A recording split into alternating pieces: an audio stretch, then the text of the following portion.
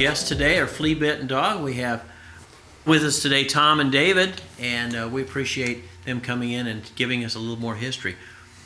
Well, guys, I want to know about you. I've heard you mention at least 3 different kinds of ukuleles. Mm-hmm. And tell me a little bit about the different. What's different about them? There are actually do you want four basics. Let me. Is it okay? I'll go ahead and grab mine. Sure, go ahead. And David, you want Sure. one of yours? We'll grab one. All right. I'll show you a little bit of what's different. All right. And what we'll do is we'll come back on this, and we'll cut this part out right here. Yeah, the magic of TV editing. That's right. Fun. So we'll go ahead and get those out. I'm going to need a tuner. It's in there too. We're not really going to play. Yeah, we're not going to. Right. We'll just talk about them right now. Okay. One of the fun things about these is when you put new strings on them, they stretch for days. Oh boy. Yeah, my Ovation. The nice thing about it is I haven't played it in probably 3 months because I'm always playing my other guitars, and I'll go and pull it out of the case and it'll be in tune. It's amazing. Just amazing. Well, these once they're strung, these things They really stay remains in tune pretty well. All right. Okay, so we'll come back after the break now. So again, thank you for being with us on the couch today at Fidelity. And again, I have Flea, Bitten, Dawg with me. And now my dog is at home. This is the group, and we appreciate them coming here. And if you caught that last part of our show, you'll know where they got the name from. But we were talking about different types of ukuleles, the Hawaiian ukulele. Mm-hmm. And so I just thought there was the Ben Franklin version that was $5 that I got as a kid. But I'm guessing these cost more than $5. Why don't you tell me a little bit about the ukulele? David's is a baritone, and it is set up like a guitar. So, in other words, it's shorter than a guitar. The scale from the bridge to the nut is shorter, but it is tuned the same as the 4 strings of a guitar, where there's a D, a G, a B, and an E. So a guitarist can take an instrument like that and be able to play it almost immediately without any problem at all. So, in other words, a D on a guitar and a D on here looks the same. Now, this one is a tenor. The tenor is a shorter scale, and it is tuned like the 5th fret on here. So, if you put a capo on here, you would basically have a tenor ukulele. Okay. So, on this, what looks like a D chord on here is actually a G chord. So your forms are forms a guitarist are familiar with, but you have to not think of them as the same names. Okay. Because this is tuned with a G, a C, an E, and an A. So like I said, it's like the 5th fret on a guitar. So it takes just a little bit of looking at it a little differently.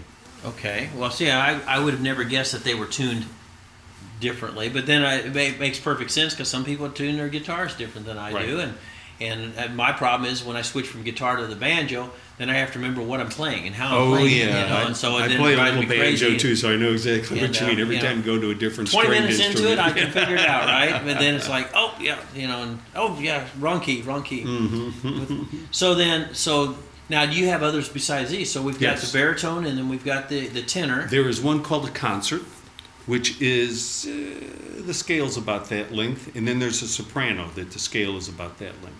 Sopranos are about 13 inches along the scale length, and a concert size is about 15 inches, and this is 17 inches, and that one's 19 inches. And then, they have nylon strings. Yes, they do. So Now, in mine, I have a low G on it. Now, that's something that you find people that do what I do, which I play a lot of the lead work. I like having that little bit of extra depth to it. But in a traditional sense, this would be a high G, where my dog has fleas. Mine is my dog has fleas. Okay. All right. Oh, that is that. So you started playing 20 years ago, or 5 years ago? Ukulele 5.5 years ago. I was a hater I was one of those people that thought a ukulele. You are a was a toy. ukulele He was hater, an huh? ukulele hater. It's a fake guitar, right? And I've run into lots of people like me since, and of course I try to convert them because I am a firm believer in as a learning tool, as a serious musical instrument, as it just has so many advantages. And when I come off of this and play guitar, I'm always amazed at how much I've learned from playing this thing. I've learned more in the last 5 years or so of playing ukulele than I've learned in the last 20 on guitar. Well, and when you said that one's tuned the same way, so you can learn your runs and different things like that. There's one little exception. Yeah. This doesn't have an A or an E string on it, okay? I also play bass guitar, which doesn't have the B or the E string. So you only get the two middle ones. So I have to remember which one I'm playing. And then, of course, if you got a guitar, you've got all six. So you get the G and the D, you're good there on both of those, right? It can be confusing. And then, of course, I have one of these, too. And Yeah. And then you have to... And with the scale like this, with it being this length, you don't have a large amount of variation from your low to your high. So you have to think in terms of playing in tighter patterns, Okay. which is what really helps you learn quite a bit more with the instrument or with music in general. So you're not relying on these long runs and things like that. You're suddenly having to play in really tight patterns. Well, now, the volume, you've got a big guitar, especially, you get a big hollow bass guitar, or not bass, but you know what I'm saying, you get a lot of sound. These don't produce a lot of sound, though, do they? They can be pretty loud. Now, if you've got a person with a guitar and a pick and they're strumming real hard, no, this won't keep up with it. But I mean, it can get, they can get up there pretty loud without Okay. any problem. Well, that's all right. Well, see, this is totally something that I was never a. they plug in. Yes. Plus they plug in. Okay, We so plug them in. so their mic's real good then, I guess. Okay, and then you'd have a regular the other. We go through a PA Yeah. instead of going through amplifiers for them. Yeah. And rather than pickups, they have microphones in them. No, they do have a pickup, but they're really good pickups nowadays. The pickups, this sounds incredibly good, incredibly natural. So does that one through the pickup, and that's what we try for. We want them to sound natural. We want it to sound the way that it sounds, just a little bigger. Okay. Now, when somebody comes to a concert, you guys play. What do you want them to take home from that?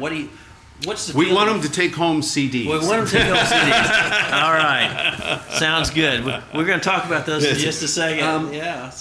We hope that they don't sit there and judge us as a group playing ukuleles, but they judge us as a musical group, because we tend to like to go pretty far beyond the novelty of the instrument, and we really approach it as an incredibly serious instrument, and we hope that comes across with what we do. Okay, sounds good. Well, listen, we're going to take a little break, and we'll be back in just a minute. Again, we thank Renee Hale at Guaranteed Plantscaping for our flowers today, and when we come back after the break, we're going to talk a little bit about your CDs you brought to us today, and I'll let you explain some of the background on that. So we'll be back in just a minute.